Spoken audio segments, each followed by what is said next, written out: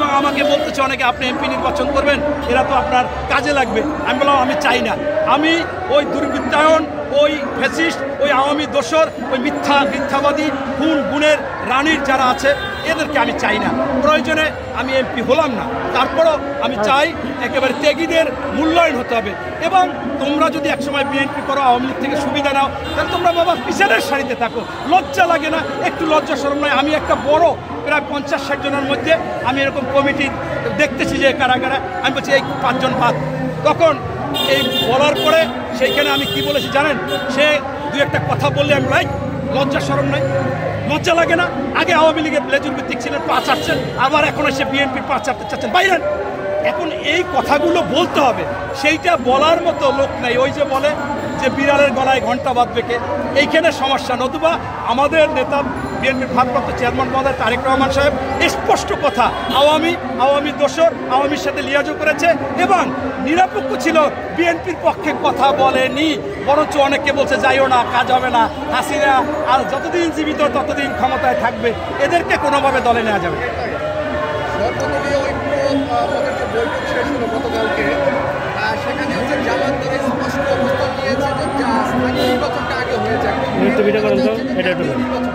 জামাত এবং বিএনপি দুটো বড় দল, যেহেতু তারা দুটা ভিন্ন নেতা আছে, কিভাবে সম্ভব হচ্ছে? আমি আসলে জামাত নিয়ে কি মন্তব্য করবো ভাই? এখন ফেসবুকে এত জামাত অ্যাক্টিভ।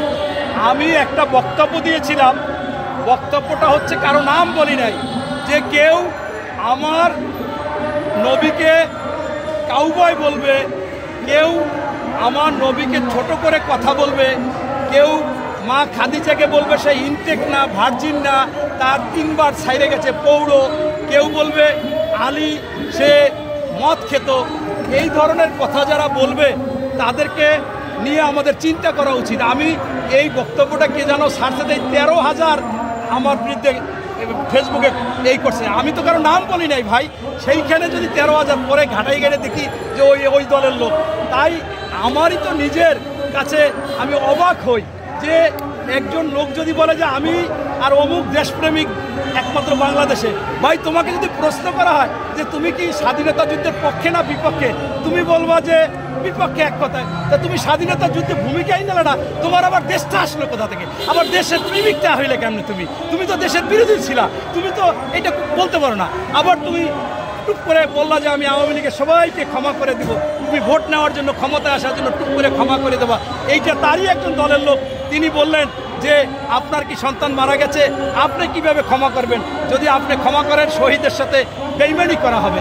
আবার ভারতকে 2-3 বার অফার দিচ্ছে যে আপনারা আমার শত্রু না, আপনাদের সাথে সমঝোতা করে। এই যে বিষয়গুলো এরা আসলে কোন সময় কি বলে, এইটাই অবাক। আমরা আগে মনে করতাম যে এরা হচ্ছে যা কথা বলে মাইপা জুইপা বলে এবং সঠিক বলে, কিন্তু এখন দেখতেছি যে অনেক কথাই তারা এলোমেলো বলতেছে, সকাল বিকাল করতেছে। এবং আমার কাছে আরও আজব লাগে, এখন তারা প্রশ্ন করেছে নারী নেতৃত্ব হারাম। আরে ভাই তাদের অধীনে তুমি মন্ত্রী ছিলা, তোমাদের দলের প্রধানমন্ত্রী ছিল, এমপি ছিল, এখন নারী নেতৃত্ব হারাম হয়ে গেলে এটা কেমন? সেই দিন মনে ছিল না?